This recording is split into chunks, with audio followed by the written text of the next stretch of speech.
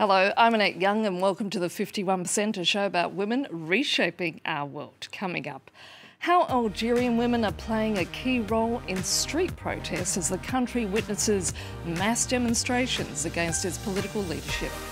Also, with figures revealing that less than 40% of girls in sub-Saharan Africa complete lower secondary school, what can a body such as UNESCO do to turn around that trend? We'll be speaking to Stefania Giannini, the Assistant Director General for Education at the UN's cultural body. But we begin in Algeria, which has been rocked by street protests in recent weeks. Its longtime president, Abdelaziz Bouteflika, having conceded to popular demands to abandon his re-election bid for a fifth term.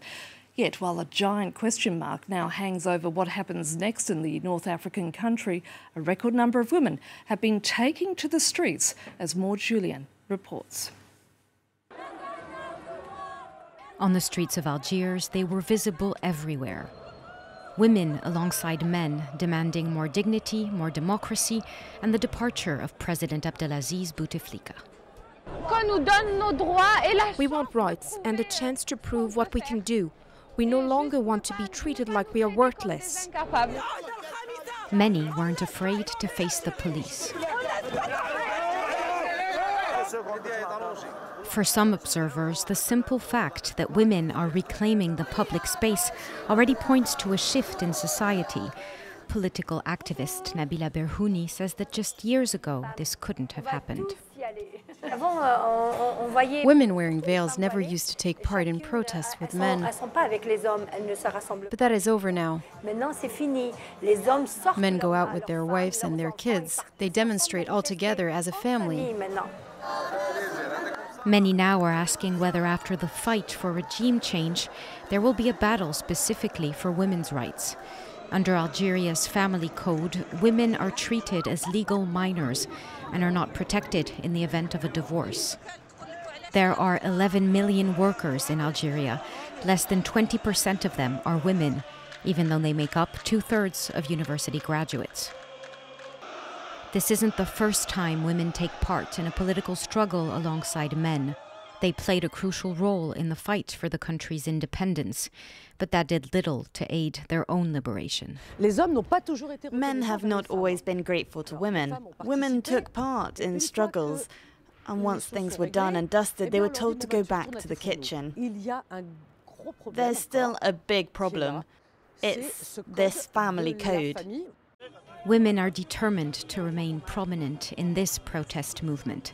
And just to make a point, Jamila Bouhired, a heroine of the country's independence war, marched with a banner reading, "A country cannot be liberated if its women are not." Moving on, and prominent Iranian human rights lawyer Nasrin Sotoudeh, who's already in jail, has been sentenced to an additional 10 years in prison and 148 lashes. Sotoudeh is particularly well known for defending women who had protested against the compulsory wearing of a headscarf. The lawyer was arrested last June and told she'd been found guilty in absentia of espionage charges and sentenced to 5 years. The new 10-year sentence is the longest of 7 verdicts, totalling 33 years, according to her husband. Now, here on the 51%, we talk frequently about the need to boost girls' access to education. With the digital revolution upon us, it's become doubly important, with the danger of women being well and truly left behind. Stefania Giannini is the Assistant Director General for Education at the UN's cultural body UNESCO and also advises at the EU on research. In a past life, she was also Italy's Education Minister and joins me in the studio today. Thank you so much for coming in. Thanks for inviting me. Let me start with some basic statistics. Now, according to the UN, some 617 million children cannot read and cannot do basic maths. Also, less than 40% of girls in sub-Saharan Africa are unable, do not manage to complete lower secondary school, not to mention 4 million children and teenage refugees at this current point in time who are not in school. I'm curious to know, what can a body like UNESCO do to address these sort of problems? There is an educational emergency at global level. It's not like a climate change. everybody can see and touch, but it's something really, really very urgent, and we must speak with one voice. What can we do? How can we address this big challenge? UNESCO is doing a comprehensive approach to this educational emergency and the gender gap in this framework. I want to mention 3 different levels of initiatives we're running. Starting this year, we're launching this strategy. And it's about, first of all, better data we need, because we must have a full picture of bottlenecks are still high. You mentioned sub-Saharan region, and for sure, access to primary school is still an issue there.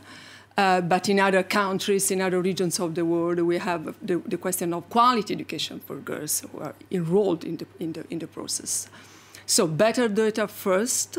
Second, better policies, because we must influence, we must advise ministers about the importance of introducing gender-responsive initiatives in their legal frameworks and translate them in policies at national and regional level. And the third point is not the last one, I think. It's a question of empowering girls. It's a question of giving to them a message that they can do, they can dare more. Have you come across a country that's got it right? I think that, it's difficult to say that we have a country, champion country, you mean, but for sure there are countries like, in the European context, we can say that in terms of gender equality in the primary and secondary school, it's already achieved as a result. Then we see the south of the world, where there is still a problem, not because of policies, but because of also cultural constraints, and this is something that we are working about. Let's just pause there for a moment, Stefania, because in the African nation of Malawi, some 9% of girls are married by the time they reach 15. Yet that figure jumps to 1 in 2 by the age of 18. Educator Chrissy Chipewa is determined to change that, having dedicated her life to helping girls stay in school. Chrissy Chipewa was only 12 years old when she had to drop out of school to help support her family. A common story in Malawi, where many young girls are forced to work or marry early and to give up on education. Thanks to her family's support, Chipewa later managed to finish her studies. She's now a teacher and helps train other female educators in order to encourage young girls to stay in school. Most of the parents, they don't see the importance of school to the young girls. They think that whenever the girl has reached maturity, then she can be married so that she can take care of herself. Chipewa's efforts have begun to bear fruit and to inspire a new generation of women educators.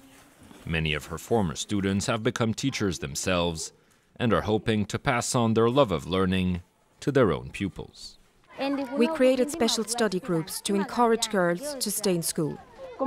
Having dropped out of school myself, I encourage those who come back not to be frustrated with comments from other students. They have to study hard and become future role models.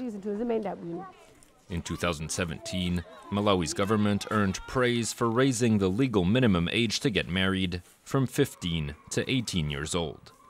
Yet the East African country still has one of the highest child marriage rates in the world. 1 in 2 Malawi girls are wedded by the age of 18.